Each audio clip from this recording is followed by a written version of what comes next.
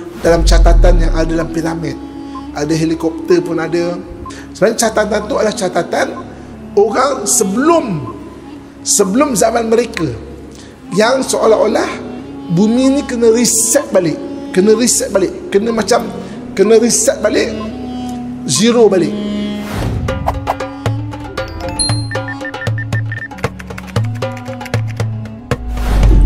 Bismillahirrahmanirrahim. Assalamualaikum warahmatullahi wabarakatuh.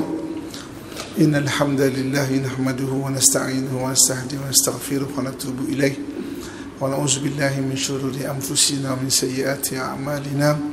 May yahdihillahu fala mudilla lahu wa may yudlilhu falan tajida lahu waliyyan murshida. Asyhadu an la ilaha illallah wahdahu la syarika lah wa asyhadu anna Muhammadan abduhu wa rasuluh. Allahumma shalli wa sallim ala sayyidina Muhammad wa ala alihi wa ashabihi ajma'in, amma ba'd.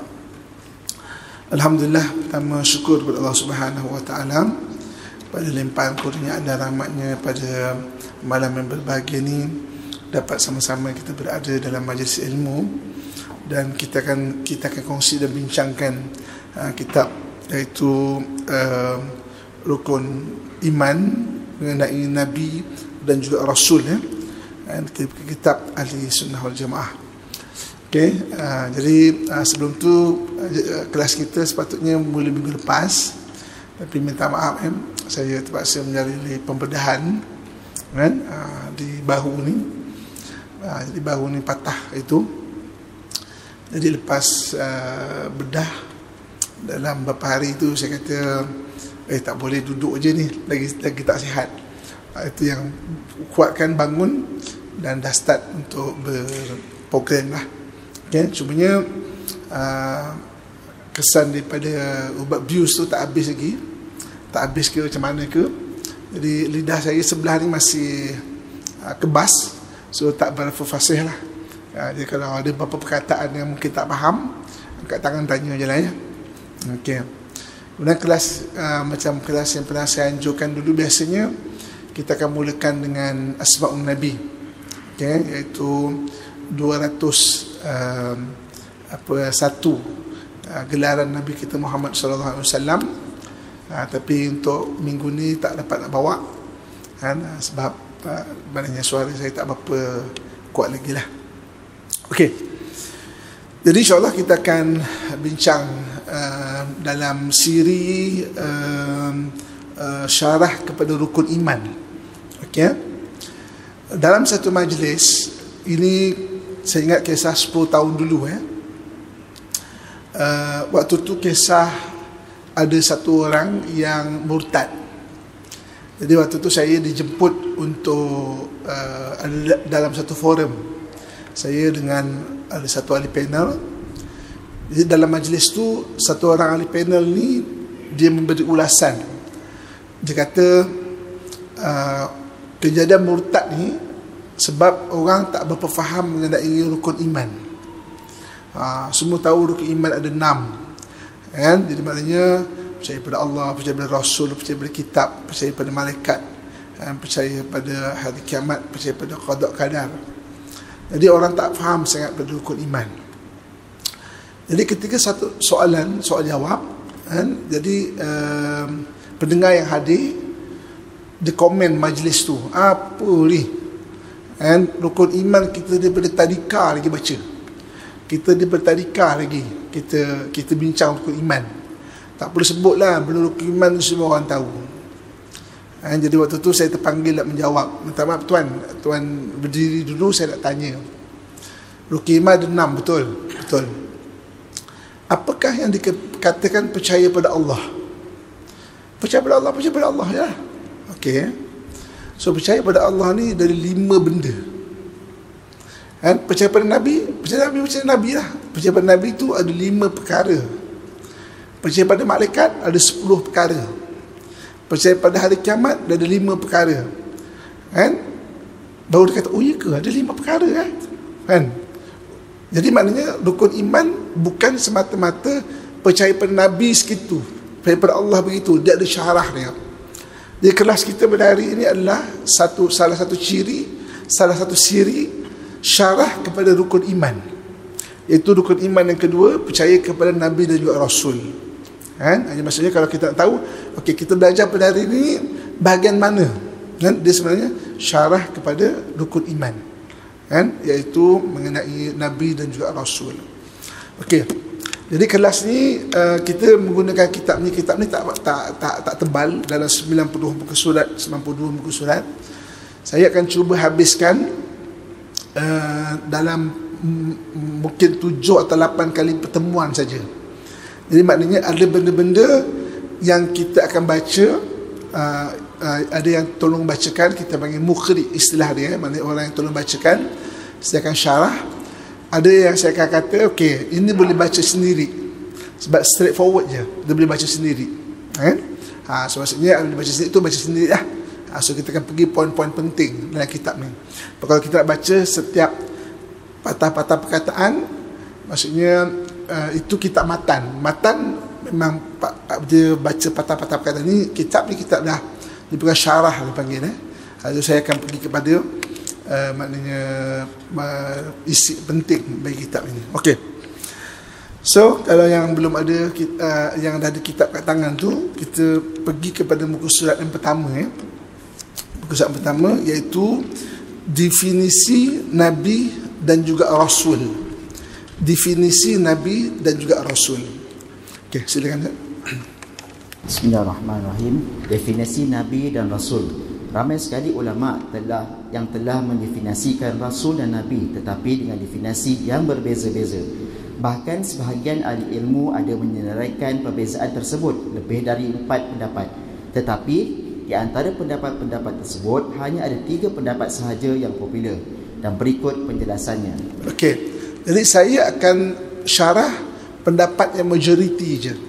Okey, 2 lagi pendapat kita boleh baca sendiri sebab perbezaannya hanya sikit saja. Okey, pendapat majoriti. Pendapat majoriti, menurut jumhur ulama bahawa Nabi adalah manusia yang berjantina lelaki yang diberikan wahyu syariat, tetapi tidak diperintahkan oleh Allah untuk disampaikan kepada manusia. Okey, bagikan nombor. Balik-balik, menurut jumhur ulama, siapa itu Nabi? Pertama, dia mesti manusia. Dia mesti manusia, syarat dia. Okey. Buatkan nombor situ, manusia. Yang keduanya adalah orang laki-laki. Yang ketiganya, laki-laki macam mana? Diberikan wahyu. Itu yang ketiga. Dan yang keempat, kalau Nabi dia tidak wajib untuk sampaikan apa yang diwahyukan kepada dia tu. So jadi ada 4 benda penting. Bagikan nombor. Jadi takrifan Nabi itu adalah 4. Kan? Okey, seterusnya. Sedangkan Rasul adalah manusia yang berjenis laki-laki yang diberikan wahyu syariat serta diperintahkan untuk disampaikan kepada manusia yang lain. Okey, jadi beza Rasul dan Nabi adalah perkara yang keempat. Kesamaannya adalah Nabi dan Rasul, pertama, dia adalah manusia. Yang keduanya, dia adalah orang laki-laki. Yang ketiganya, dia diberi wahyu. Okay? Dan yang keempatnya, iaitu dia wajib sampaikan. So beza Nabi tak wajib sampaikan, Rasul wajib sampaikan. Okay. Kenapa takrifan Nabi dan Rasul? Yang pertama sekali, manusia. Sebab dalam Al-Quran ada Allah mewahyukan wahyu bukan kepada manusia. Kita boleh rujuk, catatkan nama surah An-Nahli. Surah An-Nahli, ya. Okey. Dalam surah An-Nahli, Allah Subhanahu wa taala ada menyebut, A'udzubillahi minasyaitonirrajim. Surah An-Nahli ayat ke-68. So salinkan nama surah dia dan juga ayat dia. Dalam surah An-Nahli Allah menyebut, A'udzubillahi minasyaitonirrajim, wa auha rabbuka ilan nahli an ittakhidhi minal jibali buyutan wa minasyajari wa mimma ya'rishun. Dan Tuhan kamu mewahyukan kepada lebah bahawa jadikanlah gunung-gunung itu sebagai rumah, dan daripada pokok-pokok, dan daripada rumah-rumah yang mereka diami. Jadi rupanya dalam Quran Allah ceritakan ada makhluk yang Allah kurniakan diturunkan perintah ataupun disebut wahyu lah. Dalam Quran istilah ada wahyu Surah An-Nahli ayat 68. So dia orang cakap, kalau gitu adakah lebah itu adalah nabi atau rasul? Tidak. Sebab takrifan nabi dan rasul pertamanya mesti manusia. Okey, yang kedua. Pertama dia golongan manusia. Golongan syarat kedua dia adalah apa syarat dia? Dia adalah laki-laki. Sebab apa? Dalam sejarah manusia ada orang perempuan yang dikurniakan perintah ataupun wahyu. Tuliskan surah Al-Qasas ayat yang ke-7. Surah Al-Qasas ayat yang ke-7 Surah Al-Qasas ayat ke-7, Allah Subhanahu wa taala sebutkan kepada emaknya Nabi Musa, wa auhayna ila ummi Musa an ardi'i, dan kami wahyukan kepada ibu Nabi Musa untuk menyusukannya. Maknanya ada orang perempuan yang dikurniakan wahyu, diturunkan perintah, tapi dia bukan nabi ataupun rasul. Sebab apa? Dia adalah orang perempuan. Okey, apa lagi contoh antara contoh lain surah Ali Imran. Surah Ali Imran ayat 42. Surah Ali Imran ayat 42 kali ini Allah ceritakan kisah emak Nabi Isa pula. Emak Nabi Isa iaitu Sayyidatina Maryam. Wa idh qalatil malaikah, dan ketika berkata malaikat, ya Maryam innallaha astafaki wa tahharaki ala nisa'il alamin. Wahai Maryam, Allah telah memilihmu dan menyucikanmu daripada perempuan-perempuan sekalian alam. Okey. Surah Ali Imran ayat 42. Sama juga Siti Maryam. Siti Maryam ni dia lahir di Jerusalem. Lahir itu di Jerusalem. Kampungnya mana? Kampungnya Nazareth. Kampungnya Nazareth. Nazareth daripada Jerusalem lebih kurang dalam 200 km. Jadi dia lahir dekat Jerusalem. Jadi dia selalu berulang Jerusalem balik kampung dekat Nazareth. Okey. Jadi satu ketika dia berjalan balik ke kampung dia, macam cuti lah dia khidmat untuk Baitul Maqdis. Jadi sampai di satu tempat, kalau sekarang ni tempat itu dipanggil Kanisah Bisyarah. Kanisah tu macam gereja lah. Bisyarah ni khabar gembira. Dekat Nazareth. Okey, salinkan nama dia. Jadi besok kalau kita nak mengajar kitab ni, kita tahu mana tempat itu. Kan? Kanisah Bisyarah.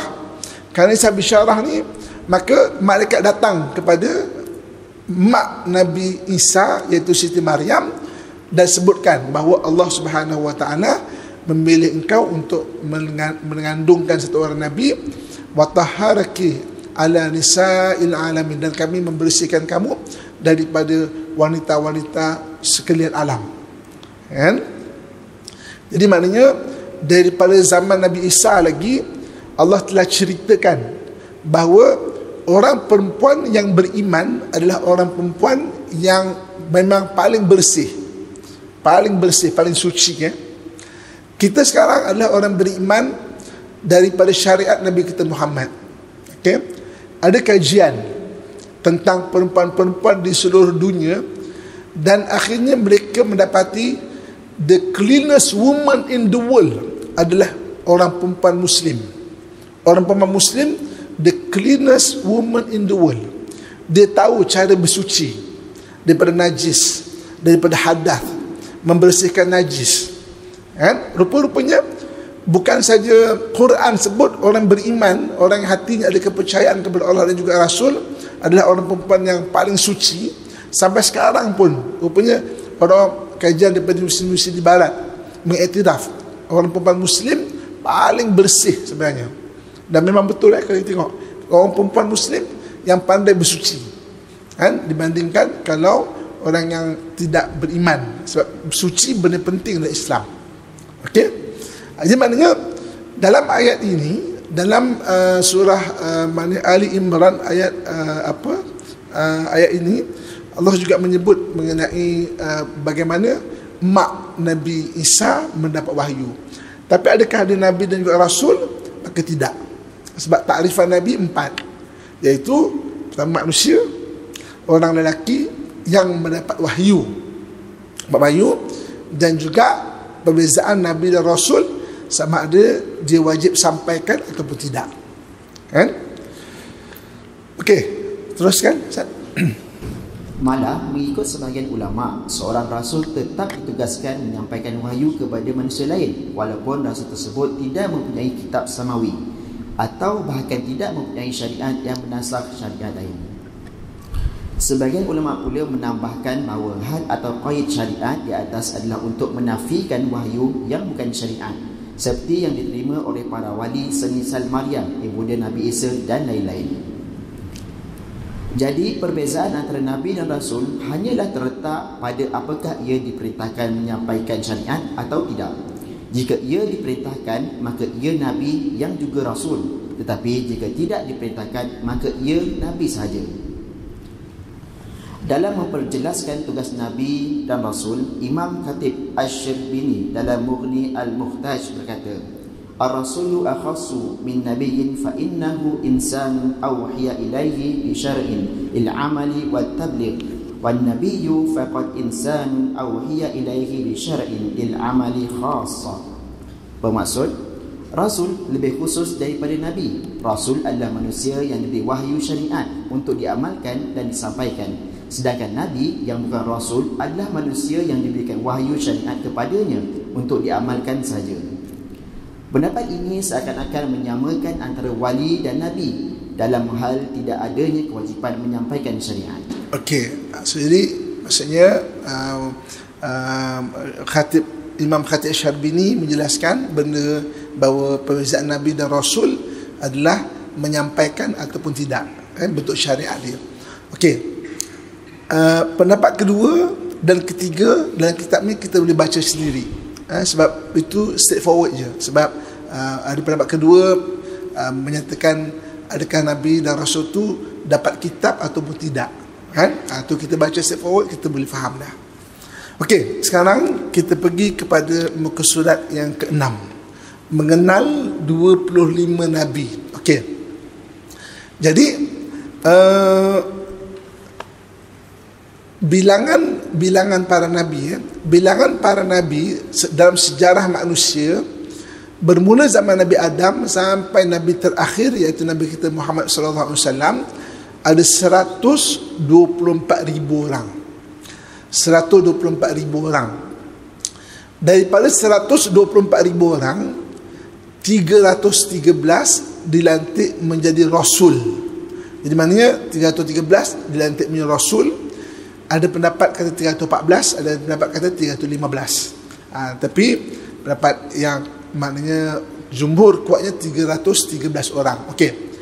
Daripada 313 orang ini, 25 disebut dalam Al-Quran. 25 kita kena tahu secara umum dia. Ini kita tengah dalam bab yang kedua ni, kita sedang akan bicara mengenal secara umum Nabi dan juga Rasul. Okey. Untuk mudah kita ingat, saya akan bagi timeline dia. Nabi ni tahunnya bila? Kita sekarang 2022. So at least kita nanti boleh buat satu timeline, satu jaluran masa untuk kita faham. Maknanya Nabi ni bila? Jadi kita boleh tahu, sampailah 2022 kita ni. Okey? Okey, silakan. Mengenal Nabi 25. Nabi-Nabi yang wajib diketahui dan dihafal oleh orang Islam ada 25 sebagaimana yang tercatat dalam Al-Quran. Dan berikut ini adalah nama-nama mereka dan dengan sedikit terjemahnya. Nabi Adam. Beliau adalah bapa manusia dan juga Nabi Allah yang pertama. Umur beliau adalah 960 tahun. Okey, Nabi Adam AS. Okay. Nabi Adam AS, bila diturunkan Nabi Adam AS? Ulama sirah berpendapat 8,000 tahun sebelum Masihi.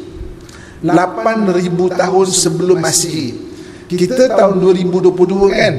Maksudnya 2000 selepas Masihi, campur 8,000 sebelum Masihi, lebih kurang 10,000 tahun dulu. Dan pendapat ini selari dengan ahli ekologi. Ahli ekologi ni ahli kaji bumi.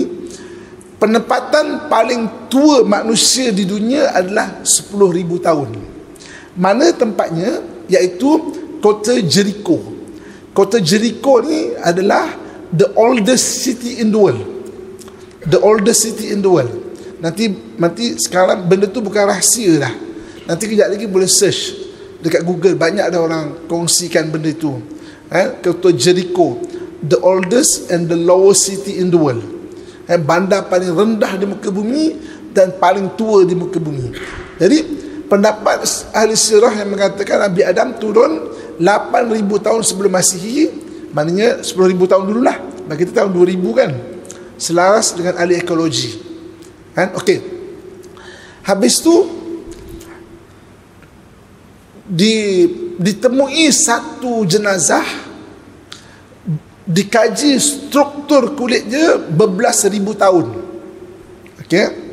Antaranya perakmen orang jumpa kan, kaji struktur kulit berbelas ribu tahun. Okey. Sama juga dengan ada satu jenazah ditemui di Namak Lake. Namak Lake tu sekarang di Iran. Antara Tehran dengan Isfahan ada satu laut garam dipanggil Namak Lake. Orang maknanya selam jumpa satu jenazah, umur lebih kurang perakmen berbelas ribu tahun. Kalau betul berbelas ribu tahun, dia macam manusia, tapi bukan insan yang Allah sebut dalam Quran. Macam manusia tapi bukan insan yang Allah sebut, laqad khalaqnal insana fi ahsani taqwim.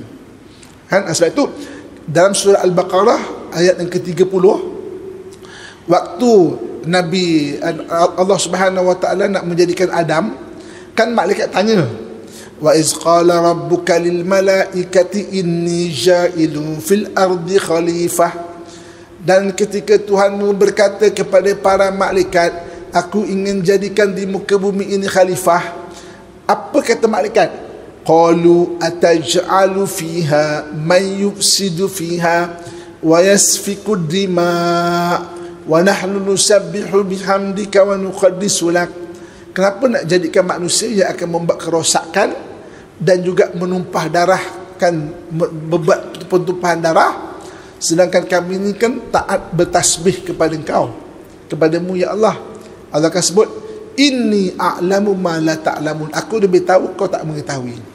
Jadi malaikat bertanya seolah-olah macam ada macam manusia, di muka bumi macam manusia. Kalau betul memang ada macam manusia, ya, dia macam manusia tapi bukan insan yang Allah kurniakan sebaik-baik kejadian. Sebab baik-baik kejadian insan daripada Adam AS, dan dia diturunkan ke muka bumi ini kurang lebih 10,000 tahun dulu, 8,000 tahun sebelum Masihi. Okey, teruskan. Nabi Nuh, beliau adalah Nabi yang berdakwah selama 950 tahun, tetapi hanya sedikit sahaja yang mahu mengikuti ajakan dakwah beliau. Oleh kerana itu, Allah menimpakan mereka bencana berupa banjir yang dahsyat. Beliau juga Nabi yang mendapat gelaran Adam kedua, kerana pasca banjir besar tersebut, di antara yang selamat hanya beliau yang mempunyai keturunan. Selepas banjir dahsyat tersebut, beliau masih hidup selama 60 tahun. Seterusnya, Nabi Idris, beliau adalah Nabi yang hingga kini masih hidup sesuai dengan firman Allah dalam surah Maryam ayat 57. Beliau tinggal di langit ke-6 atau ke-4. Ketika diangkat ke langit, umur beliau saat itu adalah 350 tahun. Masa antara beliau dengan Nabi Nuh adalah sekitar 1000 tahun. Beliau adalah Nabi yang pertama kali diperintahkan jihad fi sabilillah. Okey, so jadi ada dua pendapat. Ada kata Nabi Idris dulu, baru Nabi Nuh. Ada yang kata Nabi Nuh dulu, baru Nabi Idris. Okey. Jadi maknanya kalau ikut susunan banyak kitab-kitab tauhid disebut Nabi Idris dulu. Adam, Idris, Nuh, Hud, Soleh, Ibrahim, Ismail dan seterusnya, kan. Okey. Jadi Nabi Adam, Nabi Idris ni satu orang nabi yang Allah SWT kurniakan ilmu, dah boleh buat maknanya pakaian, kan? Maksudnya dan banyaklah teknologi waktu tu untuk manusia. Okey. Kemudian Nabi Nuh, kemudian Nabi Idris, Nabi Nuh. Okey. Jadi berapa beza antara Nabi Ibrahim, Nabi Adam ke Nabi Nuh? Okey. Dalam kitab ni ada pertindihan tahun. Nabi Adam, waktu Nabi Idris wujud, Nabi Adam masih ada lagi. Waktu Nabi Nuh lahir, Nabi Adam masih ada lagi, kan? Maksudnya ada pertindihan tahun. Tapi umumnya kurang lebih 1600 tahun sebelum Masihi.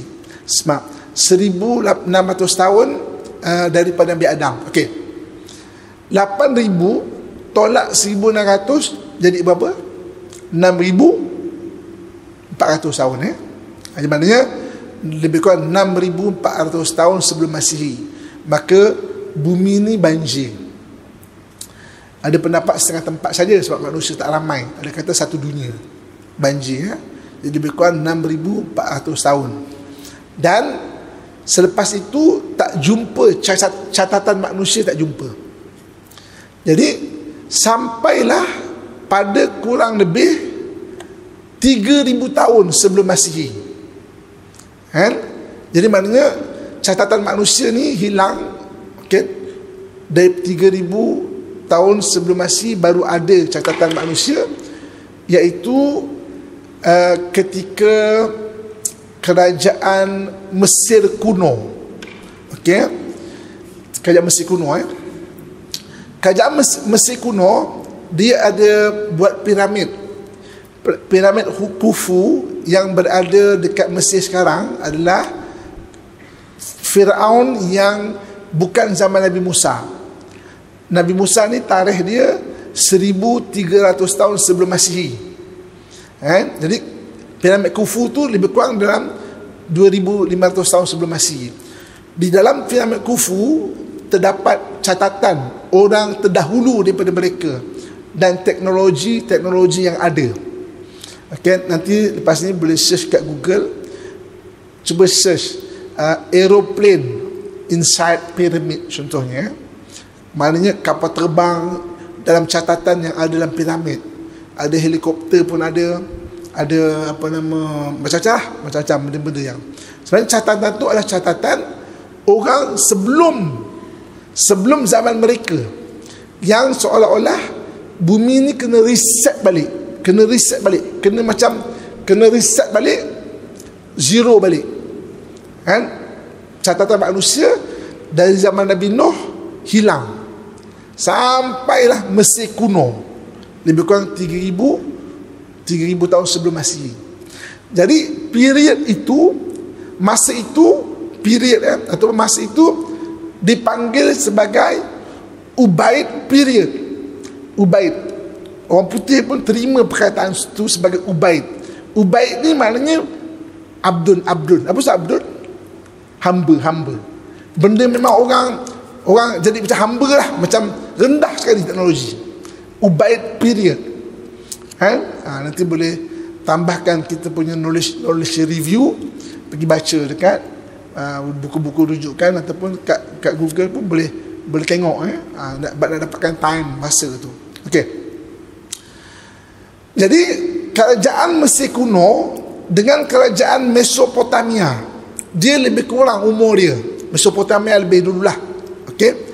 Jadi nabi seterusnya adalah Nabi Ibrahim alaihissalam. Nabi Ibrahim ni tarikhnya bila? Kurang lebih 1800 tahun sebelum Masihi. 1800 tahun sebelum Masihi.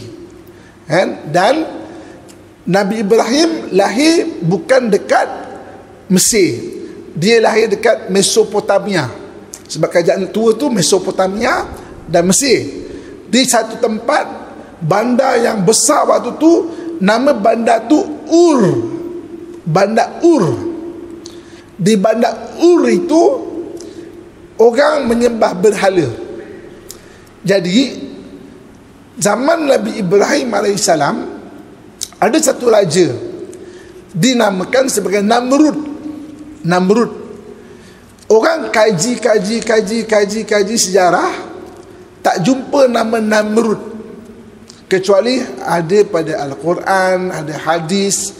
Begitu juga dengan kitab-kitab samawi yang lain. Maknanya Bible ada, kitab Injil ada, Bible Injil sama, kitab ni, kitab Yahudi, kitab Zabur Yahudi.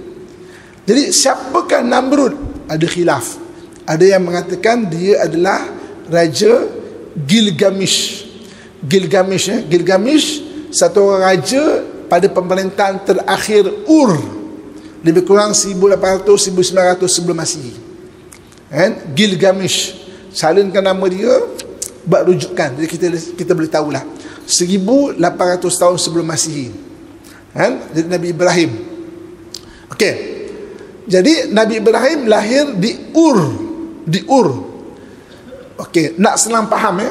Okey, saya nak senang faham untuk peta nak senang faham ya, supaya kita dapat visualkan. Okey. Nak senang faham ya. Ur ni Kelantan ya. Ur ni Kelantan. Nak senang faham ya. Ur Kelantan. Okey. Kelantan ni ataupun Ur ni lebih kurang lah, kalau jaluran itu dengan Madinah lebih kurang sama. Madinah ni Kedah. Madinah kita Kedah Madinah kita pergi umrah tu Kedah. Ur ni macam Kelantan. Jadi Nabi Ibrahim ni lahir di Ur. Kemudian lepas peristiwa dia kena bakar, dia naik sampai ke Haran. Haran ni macam Bangkok.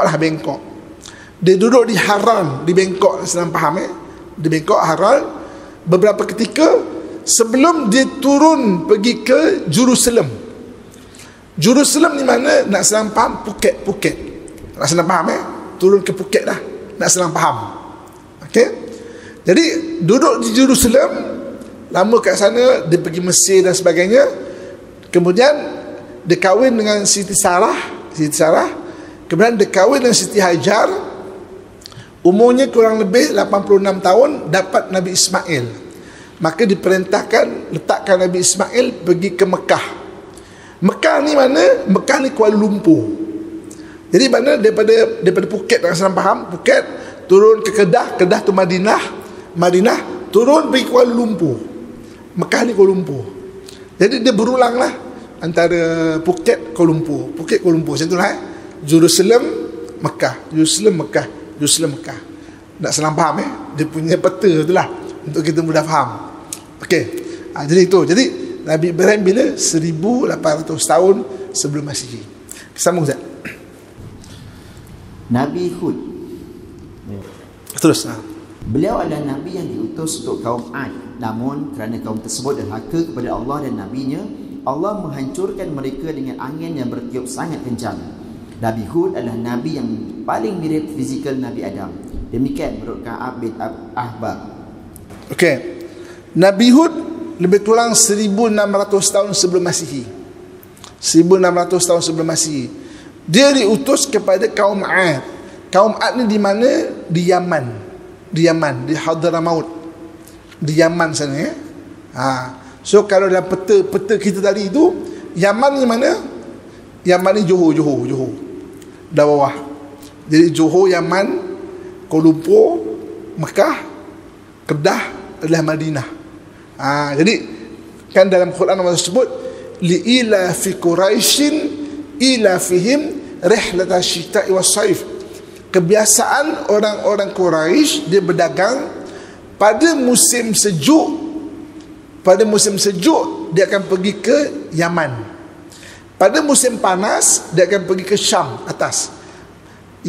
Musim panas akan pergi ke Bangkok, pergi ke Phuket. Musim sejuk pergi ke Johor. Kebiasaan orang Quraisy. Okey. Kenapa musim sejuk pergi ke Yaman? Musim panas pergi ke Syam, pergi ke Syria. Kenapa? Sebab musim sejuk pergi ke Yaman kawasan laut, humid tinggi. Jadi musim sejuk dia tak sejuk. Belah-belah laut tu dia tak sejuk. Macam kalau kita pergi Eropah, tempat paling mana paling nyaman, sedap, tak sejuk sangat pada musim sejuk? Kan? Spain, Andalusia. Andalusia tu bahagian selatan Eropah, musim sejuk dia pun tak sejuk. Jadi musim sejuk kat UK, orang turun ke Andalusia. Macam tu juga. Sebab tu kenapa musim sejuk pergi ke Yaman? Sebab Yaman belah-belah laut tu dia tak sejuk sangat. Okey. Musim panas kenapa pergi ke Syam? Pergi ke utara. Sebab utara atas ni sejuk. Siapa pernah pergi Jerusalem? Jerusalem bahagian atas bertanah Syam Musim panas dia pun tak rasa panas. Angin dia sejuk. Lepas tu musim panas dia orang pergi ke Syam. Musim sejuk kena pergi ke Yaman. Jadi, paling kurang kita tahulah kenapa. Kok cucu kita tanya kan, kenapa musim sejuk pergi ke Yaman, kan? Musim panas pergi ke Syam. Janganlah marah cucu kita. Jangan tanya kebinasaan umat terdahulu kerana banyak bertanya. Sebenarnya kita tak tahu. Tu salin. Itu buat dobit. Dia panggil dobit tu salin kat kitab tu. Kenapa? Okey. So Nabi Hud, Nabi Saleh kurang lebih 1600 tahun sebelum Masihi. Dia orang sama zaman lebih kurang. Sama zaman lebih kurang Jadi makam Nabi Saleh, Nabi Saleh ni dia diutus dekat Madain Saleh. Madain Saleh tu maknanya belah atas Madinah, atas lagi situ. Kan kawasan situlah. Jadi Nabi Hud, Nabi Saleh lebih kurang 1600 tahun sebelum Masihi. Okey. Catatkan dalam catatan kita kan. Nabi-nabi ni banyaknya daripada Bani Israel. Nabi daripada bangsa Arab hanya 4 orang nabi je. Salinkan Nabi bangsa Arab hanya 4 orang nabi saja. Nabi Hud, Nabi Saleh, Nabi Shu'aib dan Nabi kita Muhammad sallallahu alaihi wasallam. 4 orang nabi je. Nabi dan Rasul daripada bangsa Arab. Sekali lagi kita tahu Nabi Hud tadi ni, Hud Nabi Saleh, kemudian Nabi Shu'aib. Nabi Shu'aib ni bapa mertuanya Nabi Musa. Nabi Shu'aib dan Nabi kita Muhammad sallallahu alaihi wasallam. Okey, sambung Ustaz. Nabi Saleh, beliau adalah nabi yang diutus untuk kaum Thamud. Allah memberikan mukjizat kepada Nabi Saleh berupa haiwan unta yang keluar dari batu kerikil yang besar. Tetapi kaum Thamud tersebut menyembelih unta tersebut setelah adanya larangan dari Allah. Maka Allah menurunkan azab kepada mereka berupa teriakan suara yang dahsyat sehingga mereka semua mati kecuali Nabi Saleh. Beliau menetap bersama kaum Thamud selama 20 tahun dan wafat di Mekah. Umur beliau adalah 120 tahun. Nabi Ibrahim, beliau adalah putera Tarak atau Azar. Sebahagian ulama berkata bahawa Azar adalah nama bapa saudara beliau, sedangkan nama ayah beliau adalah Tarak. Julukan beliau adalah bapanya para nabi kerana nabi-nabi selepasnya adalah semua dari garis keturunan beliau lewat Nabi Ishaq dan Nabi Ismail. Semua nabi setelah Nabi Ibrahim adalah keturunan Nabi Ishaq kecuali Nabi Muhammad SAW yang merupakan keturunan Nabi Ismail. Beliau adalah nabi yang khitan ketika berumur 120 tahun dan wafat di umur 200 tahun. Beliau menikah dengan Hajar dan Sarah. Nabi Ibrahim membawa Hajar dan Nabi Ismail puteranya hijrah ke tanah Arab dan di sana membangunkan Kaabah. Selepas itu beliau pergi ke Syam dan kemudian wafat di sana. Okey, so jadi Nabi Ibrahim lebih kurang 1800 tahun sebelum Masihi, dia meninggal ataupun wafat dekat Hebron. Hebron sekarang dekat Jerusalem, dekat Palestin. Hebron tu lebih kurang 70 km daripada Jerusalem. Makamnya ada di sana, di Hebron. Okey, dia isteri dia Siti Sarah. Okey. Kemudian Nabi Lut. Okey. Nabi Lut anak saudara Nabi Ibrahim. Jadi tarikh dia lebih kurang samalah 1800 tahun sebelum Masihi. Jadi waktu Nabi Ibrahim dia keluar daripada Ur pergi ke Haran, dia ajak anak saudara dia Nabi Lut alaihissalam, jomlah kita tinggalkan kampung kita. Nabi Lut ikut pergi ke Haran. Kemudian ketika dia pergi ke Jerusalem, Allah utus Nabi Lut kepada kaum Sodom. Tu yang Allah terbalikkan muka bumi dia. Okey, seterusnya. Nabi Lut, beliau adalah putera dari Harar bin Azar.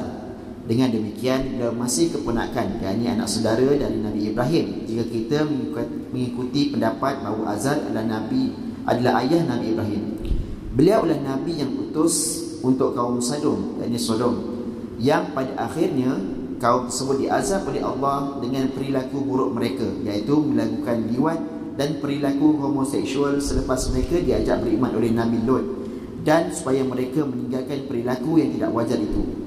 Allah mengazab kaum Lut ini dengan cara memerintahkan malaikat Jibril untuk mengangkat desa mereka dengan sayapnya dan diangkat ke langit, seterusnya dibalikkan dan ditutup kembali ke bawah. Hanya beliau dan keluarganya yang selamat, kecuali isterinya yang derhaka. Nabi Lut beriman dengan mengikut syariat Nabi Ibrahim dan ikut pindah bersama Nabi Ibrahim ke Mesir, tetapi kembali semula ke Syam.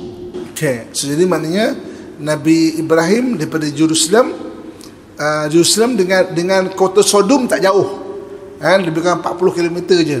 Jadi ketika kota Sodom kena terbalikkan, diikut Nabi Ibrahim pergi Mesir.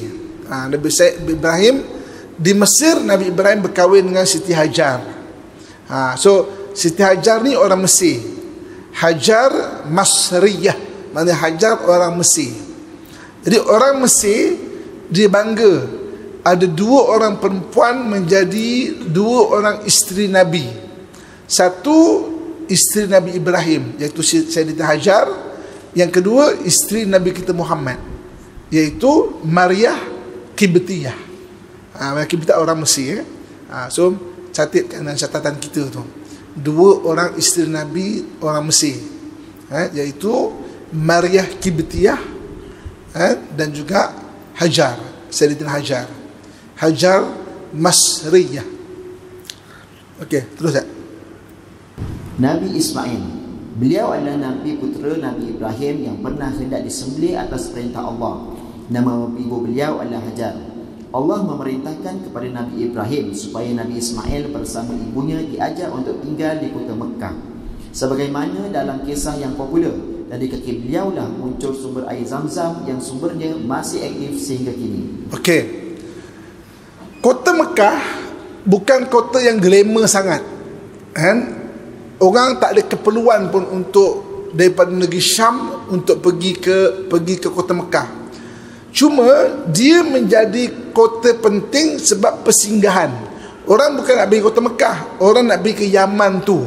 Sebab daripada Yaman, kalau kita tengok peta Yaman, dia boleh lintas ke benua Afrika sikit je. Dia pergi ke Habsyah atau sekarang Djibouti. Jadi maknanya sebenarnya orang melalui Mekah tu hanya sebab nak pergi Yaman, lintas Afrika.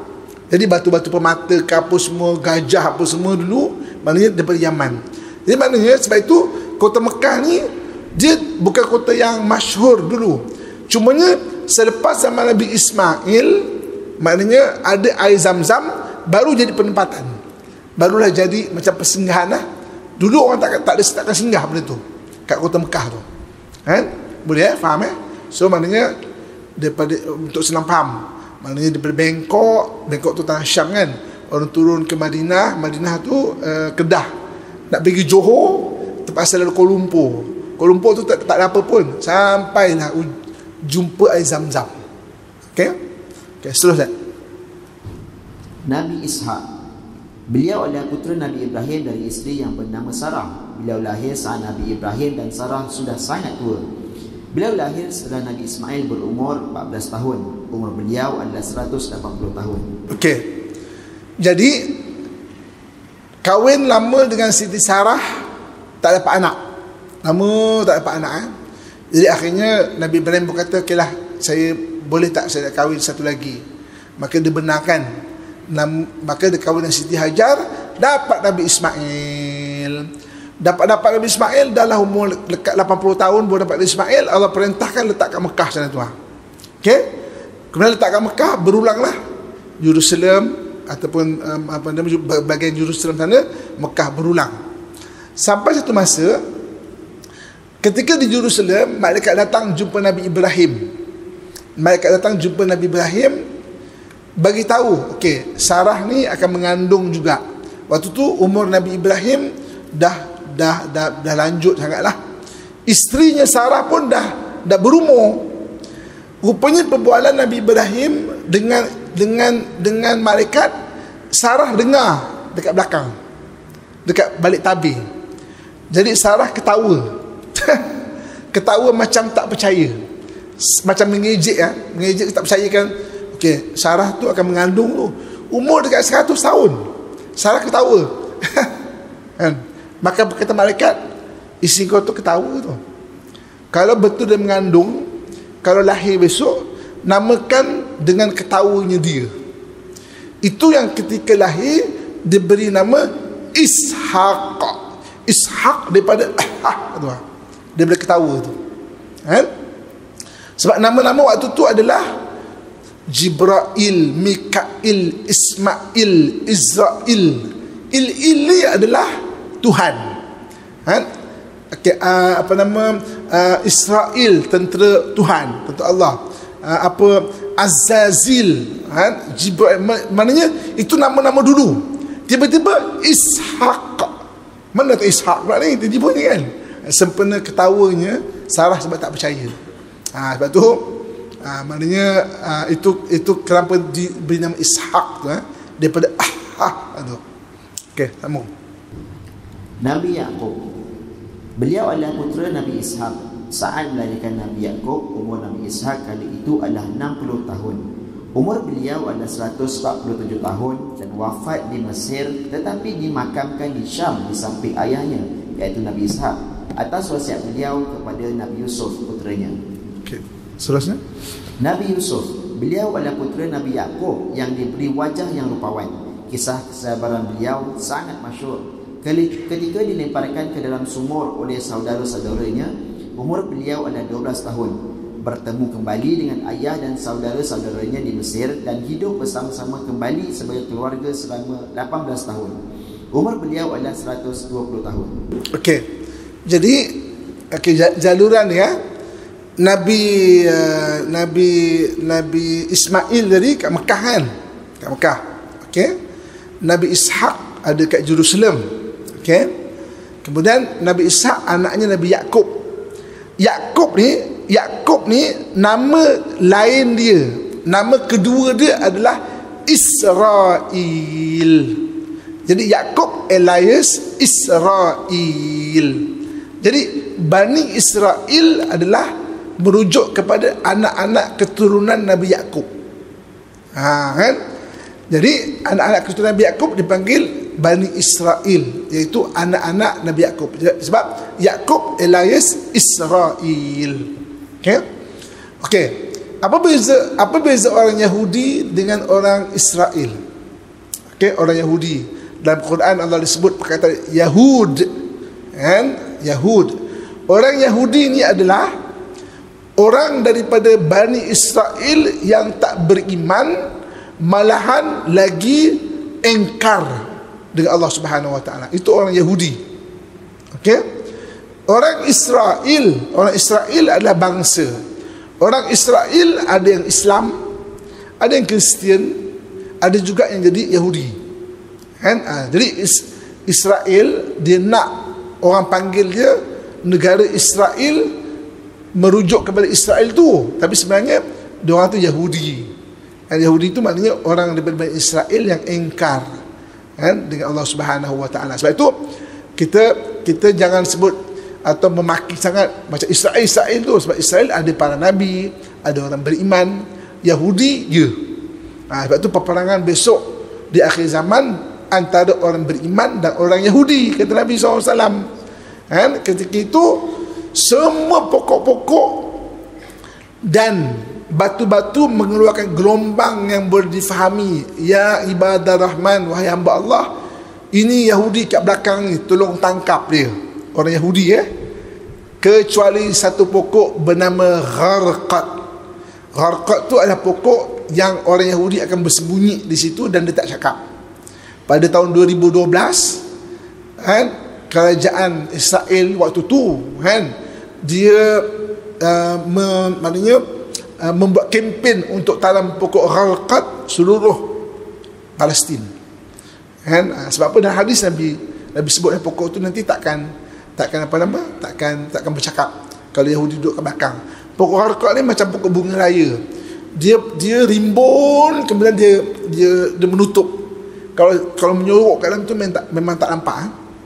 Tu pokok Harqad. Banyak siapa yang pergi Palestin boleh tengoklah, banyak kat Tel Aviv dan sebagainya. Pokok Harqad tu. Okey. Kalau kita pergi ke Madinah, kan, dekat tepi Masjid Nabawi tu ada perkuburan. Nama perkuburan tu perkuburan apa? Baqi', kan? Nama dia sebenarnya Baqi' Al-Gharqad. Sebab dulu tu situ banyak pokok Gharqad. Sebab tu waktu Nabi sebut, sahabat-sahabat faham sebab pokok Gharqad tu ada kat situ. Kan? Sebab tu nama dia adalah Baqi' Al-Gharqad. Okey. Jadi Bani Israel anak Nabi Yaqub. Anak Nabi Yaqub ni ada 12 orang. Salah satu orangnya dari Nabi, iaitu Nabi Yusuf. Jadi Nabi Yusuf dibuang ke dalam perigi, dibawa jumpa oleh pedagang, bawa ke Mesir. Dan sebab itu kenapa Bani Israel boleh berada di Mesir, kan? Beratus tahun berada di Mesir sampai zaman Nabi Musa AS. Kan? Zaman Nabi Musa ni, salinkan timeline dia. Nabi Musa ni lebih kurang 1300 tahun sebelum Masihi. 1300 tahun sebelum Masihi. Kan? Itu zaman Nabi Musa AS. Okey, silakan seterusnya. Nabi Ayub, beliau adalah Nabi yang mendapat ujian dari Allah mengidap penyakit selama 7 tahun dan beliau sangat sabar. Ibu beliau adalah puteri dari Nabi Lut dan ayah beliau adalah penganut syariat Nabi Ibrahim. Umur beliau adalah 93 tahun.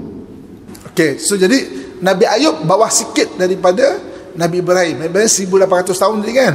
Ada sekitar 1700 tahun sebelum Masihi. Kemudian Nabi Syuaib.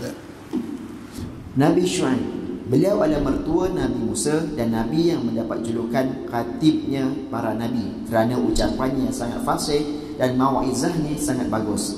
Beliau diutus kepada 2 kaum sekaligus, iaitu Madian dan Aikah. Okey, Nabi Syuaib satu zaman dengan Nabi Musa. So Nabi Musa ni, Nabi Harun dan juga Nabi Syuaib satu zaman. Lebih kurang 1300 tahun sebelum Masihi lah. Okey, seterusnya. Nabi Harun, beliau adalah Nabi yang masih saudara sekandung Nabi Musa. Beliau lahir 1 tahun setelah lahirnya Nabi Musa. Beliau diutus Allah untuk mendampingi Nabi Musa berdakwah kepada Raja Fir'aun. Beliau adalah Nabi yang sangat fasih berbicara. Kemudian Nabi Musa. Nabi Musa, beliau adalah Nabi pertama dari kaum Bani Israel, termasuk Nabi yang ramai pengikutnya setelah Nabi Muhammad SAW. Diangkat menjadi Rasul dan kaum Bani Israel ketika umur beliau 80 tahun. Kemudian keluar menyelamatkan Bani Israel dari perhambaan Raja Fir'aun di Mesir dan hidup di Padang Taif selama 40 tahun. Beliau wafat di Gunung Yanbu di wilayah Arab pada tahun 1451 sebelum Masihi. Umur beliau adalah 120 tahun. Okey, 1300 1400 tahun lebih kurang dalam tarikh itu, ya. Okey, Nabi Ilyasa, Nabi Zulkifli lebih kurang 1200 tahun sebelum Masihi. Lebih kurang dalam tarikh-tarikh itu. Okey, seterusnya. Nabi Ilyasa, beliau adalah Nabi yang lahir dari seorang ibu yang sangat tua. Beliau adalah Yusha bin Nun. Tetapi sebagian sejarawan mengatakan bahawa beliau adalah bin Atlub bin Al-Ajuh. Nabi Zulkifli, beliau adalah putera Nabi Ayub menurut sebahagian ulama. Selama hidupnya, beliau tinggal di Syam, Damaskus, Syria, Palestina dan Yordania. Umur beliau adalah 75 tahun. Okey, Nabi Daud lebih kurang 1000 tahun sebelum Masihi. Sudah. Nabi Daud, beliau adalah ayahanda dari Nabi Sulaiman, seorang nabi yang juga seorang raja sebagaimana putera beliau Nabi Sulaiman. Beliau adalah nabi yang ahli ibadah, bersuara sangat merdu dan juga berperwatakan menawan. Beliau adalah raja dari kaum Bani Israel selama 40 tahun.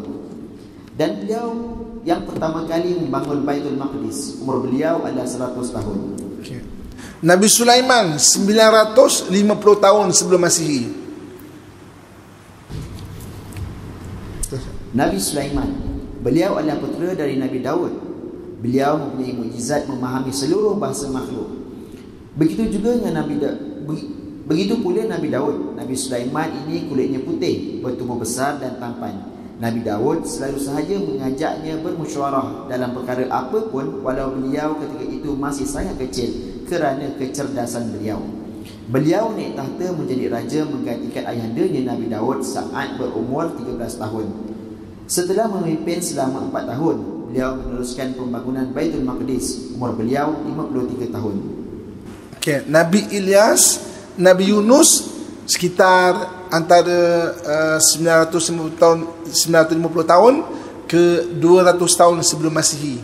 Sekitar tu sekitar 900 ke 200 tahun sebelum Masihi. Terus ya. Nabi Ilyas, beliau adalah putera dari saudara Nabi Isa yang bernama Ilyasin atau masih cucu dari Nabi Harun. Sejarawan juga mengatakan beliau masih hidup sampai sekarang dan akan terus hidup hingga sampai akhir zaman. Nabi Yunus, beliau adalah Nabi yang dilemparkan ke laut dan ditelan ikan beberapa hari tetapi masih hidup. Ayah beliau bernama Matta, tetapi sebahagian mengatakan bahawa Matta adalah nama ibunya. Okey, Nabi Zakaria, Nabi Yahya, Nabi Isa hidup satu zaman. Jadi kita letakkanlah satu Masihi. Satu Masihi ini merujuk kepada tarikh Nabi Isa lahir. Okay, Nabi Zakaria dah ada sebelum tu, kan? Nabi Zakaria, Nabi Yahya, Nabi Isa satu zaman. Kita letakkanlah satu Masihi, ya. Okey. Terus Nabi Zakaria. Nabi Zakaria, beliau adalah Nabi keturunan dari Nabi Sulaiman bin Daud. Beliau dibunuh oleh kaumnya setelah dituduh lahir tanpa ayah, sebagaimana Maryam melahirkan Nabi Isa. Atas tuduhan tersebut, beliau melarikan diri dan bersembunyi di dalam sebuah pohon besar. Tetapi kemudian pohon tersebut dipotong oleh mereka bersama dengan tubuh beliau yang juga terpotong. Umur beliau adalah 100 tahun. Nabi Yahya, Nabi Yahya, beliau lahir 6 bulan sebelum lahirnya Nabi Isa. Beliau disembelih oleh kaumnya sebelum Nabi Isa diangkat ke langit. Sebahagian ulama mengatakan beliau diangkat menjadi Nabi waktu masih kecil. Okay, itu Nabi Yahya. Maksudnya Nabi Yahya ni anak Nabi Zakaria, lahir sebelum Nabi Isa, berapa bulan sebelum Nabi Isa. Maka lahirlah Nabi Isa pada tahun 1 Masihi. 1 Masihi, ya. Okey. Kita biasa sinonim, kadang-kadang orang sebut, uish, tahun Masihi ni tahun Kapir, tahun Kapir, kita tahun Hijrah. Okey, tahun Masihi tahun Kapir. Okey.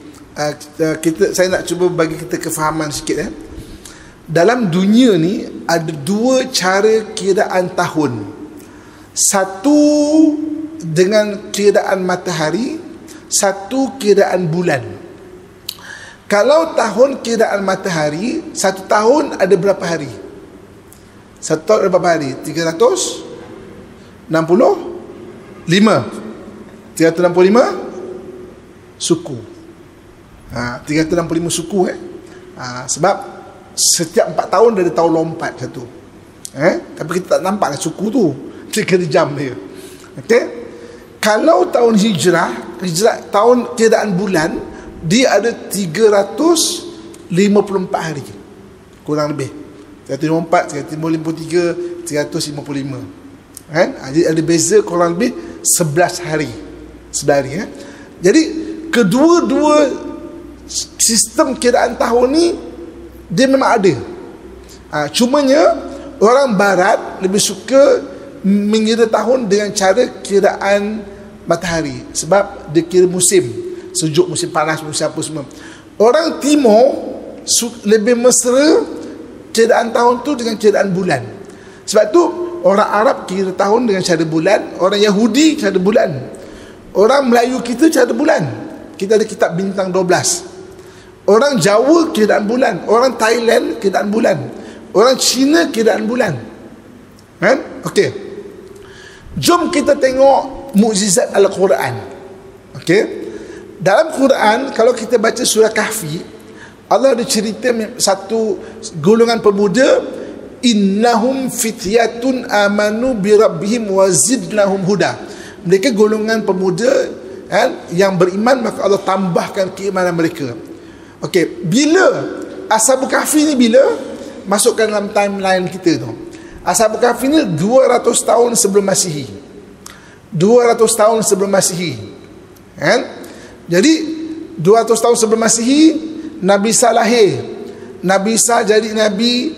Nabi Isa cerita dulu 200 tahun dulu ada orang yang ditidurkan Allah. Nanti lebih kurang 100 tahun lagi dia akan bangun balik. Jadi ketika Nabi Isa diangkat ke langit, orang-orang beriman dari syariat Nabi Isa tertunggu-tunggu, keluar sungguh pada tahun 100 Masihi. Keluar mana 300 tahun. Quran cerita dia ditidurkan selama, baca surah Kahfi kejap lagi, 309 tahun. Allah tak sebut direct 309 tahun, tak. Allah sebut 309 tahun. Kenapa? Allah nak raih dua-dua kaedah kiraan tahun. Kalau kiraan bulan 309 tahun. Kalau kiraan matahari 300 tahun. Lepas tu dalam Quran surah Kahfi Allah sebut dia ditidurkan 309 tahun. Sebab nak meraihkan kedua-dua kaedah cara kiraan tahun. Kiraan matahari atau kiraan bulan. Okey. Jadi kiraan Masihi, Nabi Isa lahir 1 Masihi lah. Okey, jadi maknanya 1 Masihi. Jadi zaman Nabi Isa 3 orang Nabi, Nabi Isa, Nabi Yahya dan Nabi Zakaria. Okey, baca Ustaz sikit lagi. Nabi Isa, beliau adalah putera Maryam yang lahir tanpa ayah dalam kandungan ibunya hanya beberapa hari sahaja. Bahkan ada yang mengatakan 1 jam. Beliau diangkat ke langit ketika berumur 120 tahun. Beliau adalah salah seorang Nabi yang masih hidup sampai sekarang dan kelak akan turun ke bumi untuk membuat keadilan di muka bumi dan membunuh Dajjal. Di bumi kelak, beliau menikah, mempunyai anak, berhaji dan menetap di bumi selama 7 tahun. Kelak pula beliau dimakamkan di samping makam Nabi Muhammad SAW. Maka antara Nabi Isa dan Nabi Adam ada sekitar 4004 tahun. Dengan demikian, Nabi Muhammad SAW dengan Nabi Adam sekitar 5914 tahun. Masa antara lahir Nabi Isa dengan hijrah Nabi Muhammad adalah 630 tahun. Okey, jadi pandangan ulama sirah ada kata 1000 tahun, 3000 tahun dan sebagainya. Tapi saya suka untuk sebutkan 8000 tahun sebelum Masihi sebab selaras dengan kajian ahli ekologi. Iaitu pandangan paling tua adalah maknanya 10,000 tahun. Okey. Nabi kita Muhammad SAW lahir pada tahun berapa? Tahun gajah, betul? Okay, tahun gajah tu Masihinya berapa? Masihinya 570 Masihi. 570 Masihi. Okey. Jadi maknanya tahun 570 Masihi Nabi kita Muhammad SAW lahir. Dapat wahyu 40 tahun selepas itu, iaitu 610 Masihi. 610 Masihi. Okey. Hijrah daripada Mekah ke Madinah 622 Masihi. Okey. Dan wafat pada 632 Masihi. Ini kalau sudut Masihi dia lah. Okey, so maksudnya itu Nabi yang terakhir diutuskan. Okey, 570 Masihi. Okey, sebelum kita akhir. Okey, habiskan sikit ni. Nabi Muhammad, beliau adalah Nabi akhir zaman yang sudah sangat masyhur kisah dan perjalanan hidupnya. Demikian sekelumit kisah para Nabi 25 yang dinakal dalam kitab Munjaz Al-Kalam Syarah Aqidah Al-Awwam susunan Syekh Muhammad bin Ali Ad-Dawi dan Fadul Kabir susunan Said Al-Alwi Al-Maliki. Okey. Jadi Nabi kita Muhammad SAW 570 Masihi. Nabi Isa tadi berapa? 1 Masihi lah kan? Jadi ada pendapat kata diangkat ke langit 32 tahun 30, mana umurnya 32 tahun lah. Kitab ni kata 120 tahun. Ada memang yang masyhur 32 Masihi. Lepas tu Nabi sebut besok orang kalau di syurga, kalau orang lelaki ni mana seumurnya mudanya macam Nabi Isa, sekitar 32 kalau orang lelaki ya. Okey. Jadi Nabi Isa diangkat ke langit. Orang Yahudi ni, dia ni kerja dia suka bunuh Nabi. Sebab apa? Dia tahu Bani Israel banyak diutus para Nabi. Jadi hari ni Nabi ni tak sesuai yang kita bunuh je lah kan? Nabi Zakaria bergaji kepala, Nabi Yahya sembelih, Nabi Isa tak ngam, kita bunuh lah. Dan Allah angkat Nabi Isa ke langit. Kenapa dia bunuh Nabi? Sebab sebelum ni kalau dibunuh Nabi, lagi 2 minggu ke, lagi sebulan ke, akan ada orang dapat wahyu, dapat Nabi baru. Dapat Nabi baru Selepas dia nak bunuh Nabi Isa, Allah angkat Nabi Isa. Tunggu, tak ada Nabi baru. Biasanya Nabi baru ada, ni tak ada orang dapat wahyu. Maka mereka buka ajaran Nabi Isa. Allah rakamkan dalam Al-Quran bahawa Nabi Isa ni diutus hanya untuk memberitahu tentang Nabi akhir zaman kan? Nabi akhir zaman maknanya akan lahir. Okey. Jadi Nabi akhir zaman ni, apa ciri-ciri dia? 4 ciri-ciri dia. Kalau ikut dalam kitab Ad-Dibai sebetulnya 4 ciri dia. Yang pertama, yub'atsu min Tihamah. Dia dilahirkan di kawasan namanya Tihamah. Salinkan Tihamah. Yang kedua, dekat dengan hari kiamat. Yub'atsu min Tihamah baina yadayhi al-qiyamah fi zahrihi al-alamah. Di belakang badan dia ada tanda kenabian. Tuzilluhul ghamamah, dilindungi awan ke mana dia pergi. Okay, ini 4 ciri kenabian. Jadi orang Yahudi ni, jadi maknanya lepas Nabi Isa diangkat ke langit, tunggu. Tak ada Nabi baru ni, macam mana ni? Buka ajaran Nabi Isa, jumpa. Rupanya Nabi Isa kata, aku hanya membawa berita gembira lahirnya Nabi yang terakhir yang akan lahir di Tihamah. Tihamah ni nama baru. Tak pernah jumpa kat peta Tihamah ni. Tihamah ni apa? Tanah rendah yang banyak tumbuh pokok tamar. Tanah rendah yang banyak tumbuh pokok tamar. Jadi orang Yahudi cari mana Tihamah ni. Mesir. Bukan. Sebab Mesir dengan wujudnya sungai Nil subur. Iraq subur. Sungai Dajlah, sungai Furat. Syria subur. Maka mereka turun ke Jazirah Arab. Turun. Akhirnya mereka yakin sangat Tihamah itu adalah Madinah. Dulu Madinah tu Yasrib nama dia. Maknanya turun daripada Bangkok tu sampai Kedah. Sampai Kedah tu, aku rasa sini ni kan.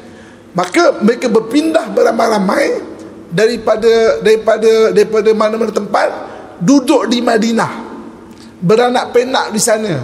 Tujuannya apa? Biar Nabi akhir zaman lahir daripada Bani Israel. Itu tujuannya. Setiap bayi yang lahir, mereka cek ada tak tanda-tanda kenabian. Rupa-rupanya Tihamah itu adalah Mekah rupanya. Silap turun, patut turun sikit ke bawah kan? Dia sampai Madinah je, dia stop Madinah. Rupanya kat Mekah. Itu Allah sebut dalam Quran, wa ma tafarraqal ladina utul kitab illa min ba'di ma ja'atumul bayyinah. Tidak berpecah belah ahli kitab kecuali Nabi datang membawa bukti kenabian. Di maknanya lahir di Tihamah, dekat dengan hari kiamat. Di belakangnya ada tanda dia panggil Khutmun Nubuwah. Cuba search nanti Khutmun Nubuwah, dia macam besar telur. Ada kat belakang belakang Nabi kita Muhammad SAW, dan dilindungi awan ke mana dia pergi. Sebab tu ketika umur Nabi 12 tahun, pakciknya Abu Talib bawa pergi berdagang ke Syam, ke atas ke Syria, ke Syam, maknanya ke Bangkok. Dari Kuala Lumpur pergi Bangkok sana. Sampai kat sana, ahli kitab perhati, kenapa rombongan daripada Mekah ni awan lindungi. Jadi habis maknanya berniaga kat sana, satu orang ahli kitab panggil bertamu. Jadi maknanya tempat itu kalau kat Syria sampai sekarang ada bekas. Dia panggil tempat tu Mabrukun Naqah. Mabrukun Naqah ni maknanya tempat unta yang diberkati. Jadi maknanya Nabi SAW duduk dekat atas unta. Jadi ahli kitab ni panggil jemput makan. Jadi Nabi Abu Talib kata, kau jaga Muhammad, jaga barang-barang perniagaan kita. Pakcik ni ada jemputannya. Jadi Abu Talib makan. Ketika makan, ahli kitab bertanya, itu anak awak ke? Ya, anak saya. Sila makan. Makan lagi, tanya lagi, anak awak ke? Ya, anak saya. Sila makan. Tanya lagi, makan, anak awak ke tu? Ya, anak saya. Abu Talib pelik. Abu Talib tanya, kenapa tuan? Kenapa? Tak ada. Aku tengok pada dia ni ada tanda-tanda kenabian. Sebab awan selalu lindungi dia ni. Tapi Nabi akhir zaman anak yatim. Kan? Tapi awak kata tu anak awak, tak apalah. Barulah Abu Talib cakap, tak, dia anak maknanya saudara aku, ayah dia dah meninggal. Itu yang ahli kitab di Syam kata, jangan bawa dia keluar lagi daripada tanah Arab sampai dia dah besar, dia boleh jaga diri sendiri. Sebab kalau orang Yahudi nampak, orang Yahudi akan bunuh budak ni. Sebab mereka tunggu selama 570 tahun Nabi akhir zaman. Dan mereka mengharapkan Nabi akhir zaman lahir daripada Bani Israel. Itu yang Abu Talib tak bawa lagi Nabi kita Muhammad SAW sampai umur Nabi 20-an.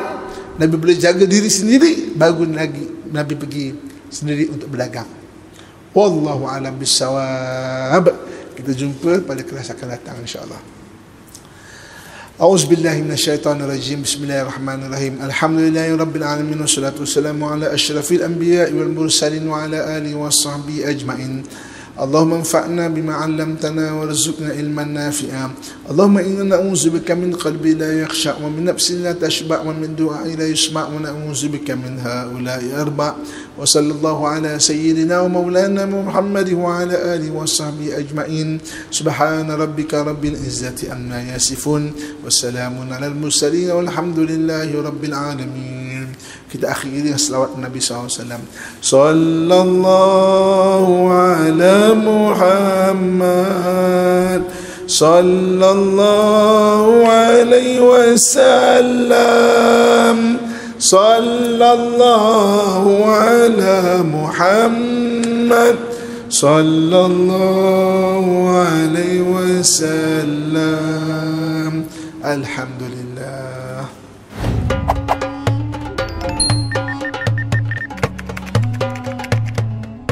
Nabi nggak masuk surga lebih dulu, masih tunggu umat. Satu tergelincir, ditangkap oleh Nabi, dipegang tangan oleh Nabi.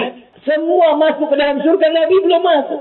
Nunggu Nabi di depan pintu surga. Ada satu umat Muhammad masih ada di dalam neraka Jahannam. Izinkan Muhammad untuk menjemput umat Muhammad di dalam neraka Jahannam.